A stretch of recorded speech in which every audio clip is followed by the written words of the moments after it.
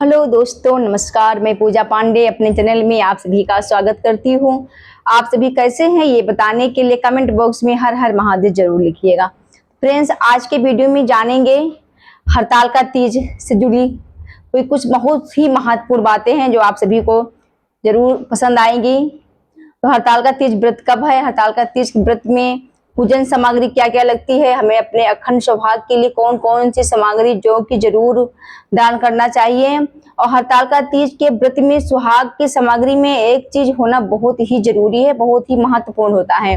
और किस चीज में रख के दान देना है, ऐसी बहुत सी बातें आपको इसी में मिलेगी। जैसे आपको पीरियड है तो आपको पूजन कैसे करना है, व्रत रखना है कि नहीं रखना है। चलिए जानते हैं मासिक धर्म में हरताल का तीज पर पूजा हम कैसे करें, पंडित प्रदीप मिश्रा जी द्वारा। करती है माता, करती है ना।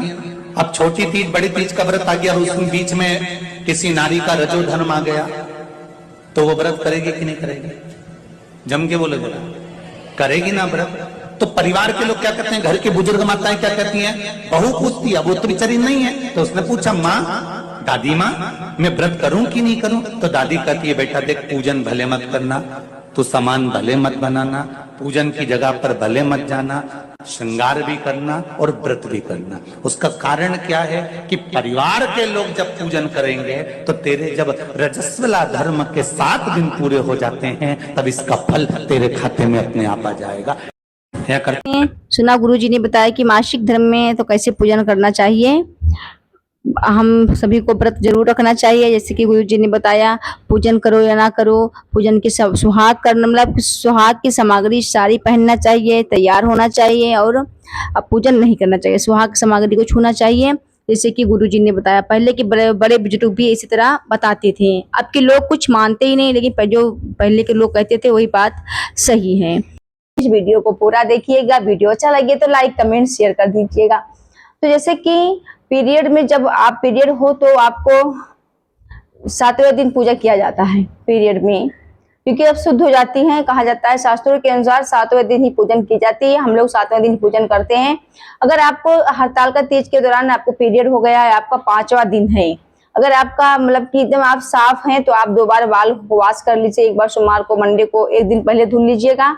एक दिन हड़ताल का तीज के व्रत के दिन अगर पीरियड वाला बाल है, आप पीरियड में हैं तो आप बाल धुल सकती हैं, तो बाल धुल लीजिएगा तो आप पूरा पूजन कर सकती हैं उस दिन।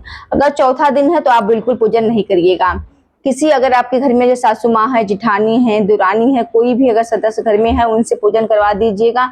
पूजन की सामग्री जो है आपको पूरा 16 श्रृंगार करना है, नहीं करना है, आपको व्रत भी रखना है, सुहाग सामग्री भी छू लेना है, आपको मतलब दान भी करना है, छूकर आपको 16 श्रृंगार भी करना है, बस आपको पूजन नहीं करना है। जैसे कि गुरु जी बताते हैं, पंडित प्रदीप मिश्रा जी, कि अगर आप ऐसा भी कर लेती हैं तो आपके जो आपके घर के कोई भी सदस्य अगर आपको पूजन कर रहा है तो उसका खाते का पुण्य आपको 7वें दिन मिल जाएगा।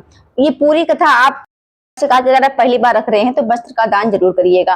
वैसे तो हर बार करना जरूरी होता है, अगर हर बार आप साड़ी नहीं दान कर पा रहे हैं तो आप ब्लाउज का पीस जरूर दान में रखिएगा सुहाग की सामग्री में। और साथ में शीशा कंघी, हमारी सासू माँ बोलती थी कि शीशा कंघी का दान जरूर होता है, क्योंकि जब हम श्रृंगार करते हैं तो शीशा और कंघी की बेहद जरूरत पड़ती है। तो जब माता रानी भी श्रृंगार करेंगे तो लगेगा ना, तो इसलिए आपको जरूर छूना है। तो इसे पहली बार हमने कहा आप व्रत रख रहे हो तो सुहाग सामग्री में तो आपको जैसे कि एक वस्त्र ले लेना है, बिछुआ, पूरा 16 श्रृंगार ले लेना है आपको। ये सामग्री जहां तक हो सके आपके अगर मायके से आ जाती है तो बहुत ही महत्वपूर्ण है।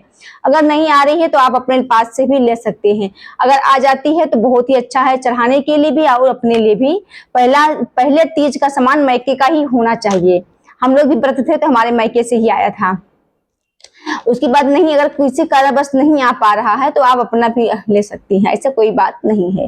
तो ये हो गई हमारी सुहाग की सामग्री। इतनी सामग्री तो सुहाग की होना ही चाहिए। तो इसमें ब्लाउज पीस हो गया है, मेहंदी हो गई है, कलर हो गया है, बाल में लगाने वाला ये हो गया कलर, पैर में लगाने वाला ये नेल पॉलिश है, ये है सिंदूर, और ये है लिपस्टिक, बिंदी, चूड़ी और शीशा और कंघी। तो इतनी सामग्री तो होना ही चाहिए सुहाग की। और सिंदूर, रंग सिंदूर और चूड़ी, इसमें से थोड़ा थोड़ा अपने लिए आप लोग रख लीजिएगा। और बिंदी। कहा जाता है कि माता को जब हम श्रृंगार के सामान समर्पित करते हैं उसमें से माता से प्रसाद लेना बहुत ही जरूरी होता है। तो इस बात का आप लोग विशेष ध्यान रखिएगा। सामग्री समर्पित करने से कर लीजिए, उसके बाद उसमें से प्रसाद थोड़ा सा निकाल के फिर आप किसी ब्राह्मण को इसको दान दे दीजिएगा। जैसे कि आपके यहाँ ब्राह्मण हो उनको दे दीजिएगा, जो सुहागन हो। नहीं तो आपके अगर जो नहीं ब्राह्मण मिल पा रहे तो आप मंदिर में इसको दान कर दीजिएगा। अब कहा जाता है कि सुहाग की सामग्री को दान करने के लिए प्लास्टिक में नहीं देना चाहिए। जैसे प्लास्टिक की डलिया हो गई या पॉलीथीन में करके लोग दे देते हैं, तो ये गलती आप लोग नहीं करिएगा, भूल कर भी आप लोग ये गलती नहीं करिएगा। जैसे कि गुरुजी कहते हैं, अपने शास्त्रों में लिखा है कि बांस के डलिया में आपको दान करना है। जो बांस का डलिया होता है ना, ये बहुत ही शुभ माना जाता है पूजन पाठ में। तो आपको बांस की डलिया लेके सुहाग की सामग्री रख के आपको दान करना है दोस्तों। तो आप लोग इसी प्रकार से करिएगा, तो आपकी अखंड सुहाग का वरदान माँ पार्वती जरूर देगी। और अखंड सुहाग के लिए साल में एक बार आता है हड़ताल का तीज व्रत, तो इसको हम लोग बहुत ही धूमधाम से करते हैं और बहुत ही अच्छा लगता है करने में अपने सुहाग के लिए। तो फ्रेंड्स, इसी तरह आपको सुहाग की सामग्री का दान करना है। तो इससे हमने कहा कि जो पहली बार हमारी बहनें व्रत रख रही हैं, तो उनके लिए एक खास बातें हैं कि उनको उस दिन कोरा ही पहनना है और कोरा ही दान करना है। साड़ी सब कुछ अच्छे से पहली बार माता पार्वती से प्रार्थना करना है, माँ मैं आपके लिए अपने अखंड सुहाग के लिए ये व्रत को रख रही हूँ, व्रत को पूरा करना और हमारे अखंड सुहाग को हमेशा बनाए रखना। माता रानी से प्रार्थना करना है और संकल्प करके आपको व्रत रखना है। माता रानी जरूर सबकी मनोकामनाएं पूरा करती हैं। फ्रेंड्स, दोस्तों, हमारी बहनें, तो ये हो गई सारी बात हमने क्लियर कर दी आपको सुहाग की सामग्री किस तरह दान करना है। तो आप लोग जरूर वीडियो को देखिएगा, प्यार दीजिएगा और ज्यादा से ज्यादा शेयर करिएगा। चैनल पे नए आए हैं तो चैनल को सब्सक्राइब कर लीजिएगा। हर हर महादेव, जय माता दी। हड़ताल का तीज की हार्दिक शुभकामनाएं आप सभी बहनों को।